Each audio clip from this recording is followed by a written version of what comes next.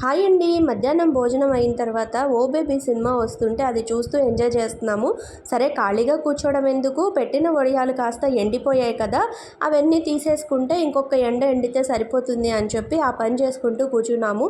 చూస్తుండగానే సాయంత్రం tea time అయిపోయిందండి. ఇంకా టీ పెట్టిచ్చేసాను. మా వారు టీ తాగి ఆయన బయటికి అయితే బయలుదేరారు. ఇంకా తర్వాత వదిన వాళ్ళకి బస్సు టైం అవుతోంది, డిన్నర్ ఏమన్నా ప్రిపేర్ చేస్తాను అంటే ఏం వద్దన్నారు.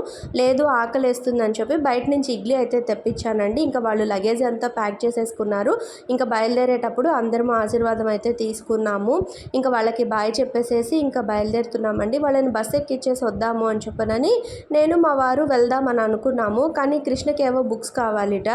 సరే ఇంకా వాడేవో కొనుక్కోవాలి అని అంటే సరే మన ఇద్దరం వెళ్దాం పదా అని చెప్పి మేమిద్దరం వెళ్ళి వాళ్ళని బస్ ఎక్కిచ్చేసి వాళ్ళకి బాయ్ చెప్పేసి రిటర్న్ వస్తూ వాడికి కావాల్సిన బుక్స్ అవి కొనుక్కొని అయితే వచ్చేసామండి. ఇంట్రెస్ట్ ఉంటే లాంగ్ వీడియో ఉంది, చెక్